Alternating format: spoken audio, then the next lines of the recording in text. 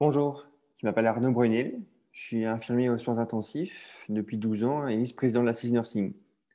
Pour cette mobilisation du 11 novembre à 11h11, j'ai décidé de faire quelque chose que je sais faire, je pense, assez bien, c'est vous démontrer scientifiquement pourquoi il faut investir dans la profession infirmière. Donc, tout d'abord, une étude très importante pour notre profession, cette étude publiée dans The Lancet en 2014, une étude européenne importante, qui a démontré qu'en fonction du nombre de patients que prenaient en charge les infirmières, la mortalité augmentait. Publiée en 2014, rien n'a été fait depuis, alors que c'est une étude qui a été multicentrique, internationale, et puis publiée dans la revue scientifique la plus lue dans le monde. Toutes les études après, par la suite, ont montré ce même association entre la charge de travail infirmière et la mortalité aux soins intensifs. Quel que soit le modèle statistique, c'est un fait scientifique. On ne peut pas le contester. D'où vient cette mortalité? Quand les infirmières ont une augmentation de la charge de travail, on fait des actes manquants. Par exemple, on arrête de se désinfecter les mains et ça augmente les infections nosocomiales et puis ça augmente la mortalité du patient. Mais évidemment, il y a aussi à un moment donné, quand on est surchargé, on prend des mauvaises décisions qui peuvent impacter le patient. Donc, c'est vraiment essentiel d'augmenter ce ratio infirmière par patient si on veut améliorer la qualité des soins. Et en Belgique, on a une moyenne de ratio infirmière par patient, donc le rapport entre le nombre de patients et d'infirmières, qui est très élevé. En moyenne 9,4 dans ce rapport du KCE, publié en 2019. Donc, en moyenne, on voit bien que ça dépend aussi des régions, alors que les recommandations internationales disent qu'il faut maximum 8 patients par infirmière. Ça, c'est pour les unités de soins classiques. Et par exemple, dans le cas de la CIS Nursing, on a aussi démontré que les normes qui datent de 1998 pour les soins intensifs sont dépassées selon cette étude faite dans 16 hôpitaux francophones en Belgique. Il faudrait être quasiment le double par rapport à ces normes de permanence infirmière. Donc, on a vraiment un gros problème de ratio infirmière par patient en Belgique qui impacte la qualité des soins. Et donc, c'est pour ça que le Centre d'expertise belge a publié en 2019 un rapport du KCE en demandant qu'il fallait investir de manière urgente en personnel infirmier en Belgique. Et l'OMS également a fait cet appel pour lequel il faut investir dans notre profession. Évidemment, l'OMS avait déclaré cette année 2020 comme l'année des infirmières et des sages-femmes. Quelle drôle d'année pour notre année 2020. On parle vraiment d'investir. Je parle le mot investir, c'est important. J'ai arrêté un peu avec les tableaux scientifiques, je vous ai montré un peu de texte, car il y a une étude suisse qui a montré que, en fonction de la proportion de personnel soignant élevée, au plus on investit dedans, au plus c'est économiquement rentable à long terme. Évidemment, on arrive à prévenir des pathologies si on a plus d'infirmiers à domicile. On a également moins d'admissions à l'hôpital si on a plus d'infirmières en maison de repos. Et si on a plus d'infirmières à l'hôpital, on diminue les réadmissions, on diminue la durée de séjour en diminuant les infections nosocomiales et en fin de compte, on améliore la qualité des soins. Ce qu'il faut faire, c'est prévenir en investissant. C'est important et c'est économiquement rentable à long terme.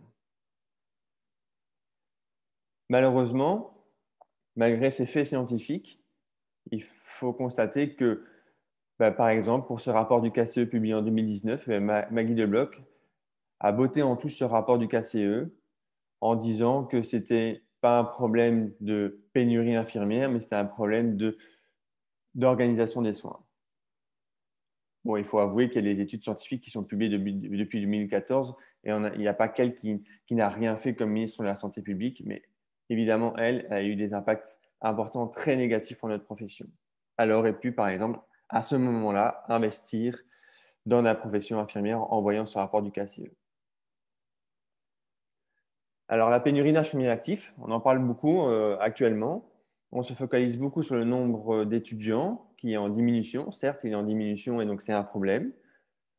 Mais en fin de compte, on savait très bien que depuis 2013, c'est une directive européenne qui a qui nous a imposé à passer en 4 ans. Le mot imposé est peut-être un peu fort. En fait, c'est en fonction de cette première étude du Lancet qui a démontré qu'en fonction du nombre d'années d'études, on améliore la qualité et on diminue la mortalité des patients. Et donc, c'est pour ça qu'on est passé à 4 ans. Donc, il y a une certaine logique scientifique. Mais malheureusement, depuis 2013, en Belgique, on n'a rien fait. On est resté un bachelier en 4 ans. Donc, on n'a pas fait d'augmentation académique par rapport à ça. Et on n'a pas valorisé du tout nos salaires. 2013, on est en 2020. Et actuellement, il y a les politiques qui commencent à se poser la question de peut-être financer la 4e année infirmière. 7 ans après, on le sait depuis 2013. Mais quand on parle de pénurie, il ne faut pas juste se focaliser sur le nombre d'étudiants. C'est vraiment une erreur. Le problème de pénurie est aussi un problème de pénurie d'infirmiers actifs. Notre durée de carrière est très réduite. Donc là, par exemple, en 2017, le SPF Santé publique a publié un genre de cadastre et on voit qu'on a un nombre d'infirmiers non actifs en Belgique qui est très important. Et c'est ça le problème, c'est qu'il faut absolument déclarer notre métier comme métier pénible, améliorer notre quotidien pour que les infirmières ne quittent pas précocement notre métier. Par exemple, pour les secteurs critiques où je travaille, on parle d'une durée de carrière moyenne de 5 à 7 ans. Donc, on forme des gens en 4 et maintenant en 5 ans, et les gens vont travailler à peine 5 ans. Donc, c'est le nombre d'années d'études. Mais il y a aussi l'équivalent temps plein. On est un métier qui est pénible, comme j'ai dit. Et comme on peut voir dans ce même cadastre de 2017, l'ETP, donc le nombre d'équivalents temps plein, est de 82%. Donc, on travaille essentiellement à temps partiel, ce qui diminue également la masse salariale. Et donc, si on y vient à cette loi, cette loi, elle m'a fort étonné, car avec l'Union générale des infirmiers belgiques, l'UGIB, on avait le 19 octobre, justement pour pallier à cette pénurie d'infirmiers actifs dans le cadre de ce Covid-19, de cette seconde vague, on avait proposé plein de mesures positives qu'on avait envoyées à nos ministres pour pallier vraiment à cette pénurie d'infirmiers actifs. Comme par exemple déclarer notre métier pénible, avoir plus de personnes logistiques, car il n'y a rien à faire. On fait beaucoup encore de tâches qui ne sont pas liées à notre profession, comme par exemple remplir des chariots de soins, aller au laboratoire. Ou dernièrement, il y a une collègue d'un hôpital qui m'a contacté, comme quoi la nuit, maintenant, c'est les infirmières qui devaient nettoyer les chambres parce qu'il n'y avait plus de techniciennes de surface la nuit. Et donc, pour ça, on n'a pas besoin d'un arrêté royal de délégation, car ce n'est pas notre profession. Malheureusement, ce courrier, on n'a pas eu de suite. On n'a rien eu de... Pourtant, l'Union générale des infirmiers de Belgique, c'est vraiment l'association qui regroupe toutes les associations professionnelles du pays et qui est censée être un organe de concertation avec nos ministres. Et oui, les associations professionnelles travaillent. Peut-être que c'est un peu dans l'ombre, mais oui, on fait pas mal de choses. Donc, pas de réponse par rapport à ça. Et en réponse, en 2 jours, nos ministres ont voulu publier, donc notre nouveau ministre de la Santé a voulu publier un nouvel arrêté royal en 2 jours. On a eu à peine une journée où on a eu une petite écoute par rapport à cette loi. Et directement, l'UGIB, donc encore une fois, l'Union générale des infirmiers de Belgique, avait proposé des amendements par rapport à cette loi pour exercer la délégation, en fait, cette loi de délégation. Encore une fois, pas du tout d'écoute. Donc, comme premier acte, comme notre ministre de la Santé, c'est pas top, hein. Donc, pas d'écoute par rapport à cet amendement. Ça a été publié. Évidemment, je pense que toutes les associations professionnelles se sont déclarées comme c'était une loi insultante, évidemment. Je ne vais pas y revenir sur le fond. Mais alors, il faut vraiment, ce que je demande au ministre, c'est maintenant de nous écouter, parce que le 9 novembre, encore une fois, on a publié une position concernant cette loi de délégation avec des propositions d'amendement et d'amélioration de cette loi. C'est le moment peut-être de ne pas faire comme la précédente ministre de la Santé publique, mais de nous écouter. C'est important de se sentir écouté. J'ai quelques propositions pour finir cette vidéo, que j'espère que j'ai fait en moins de 11 minutes.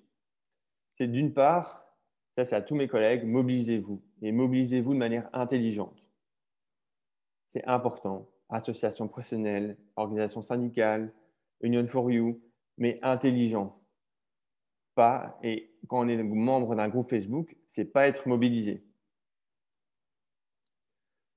Enfin, pour notre nouveau ministre de la Santé, proposition numéro 2, évidemment, faire un amendement de cette nouvelle loi insultante. Proposition numéro 3, c'est de faire des mesures à court terme et suivre le courrier qu'on avait envoyé mi-octobre avec l'Union générale des infirmiers de Belgique et avoir des propositions positives pour essayer de rebooster la profession infirmière. Je rappelle, on avait fait une étude avec Pierre Smith sur la prévalence du burn-out. 7 infirmières sur 10 sont à risque de faire un burn-out et ça, c'était pendant la première vague. On a besoin de se rebooster et on a besoin des mesures positives. Et enfin, dernière proposition, pendant votre mandat, Monsieur le ministre, je vous demande de faire une feuille de route avec des mesures à long terme, durables et peut-être sur 2 législatures. Car c'est clair que pour changer cette pénurie d'infirmiers actifs, ça va prendre du temps et ça va demander de l'investissement. Et donc, il y a plein de mesures qu'il faut faire. Il faut arrêter de mettre des petites rustines sur un pneu qui est complètement dégonflé et qui est crevé de partout. C'est vraiment avoir des propositions et des lois qui sont concrètes et durables. On pourrait faire, par exemple, se dire de pallier à cette pénurie d'infirmières actifs en augmentant nos salaires, en améliorant la reconnaissance de notre métier. Et pourquoi pas, dans 10 ans, avoir une proposition de loi de revoir nos normes de permanence infirmière, que ce soit dans les maisons de repos ou dans tous les hôpitaux. J'espère que cette fois-ci, vous allez nous écouter et merci de votre attention.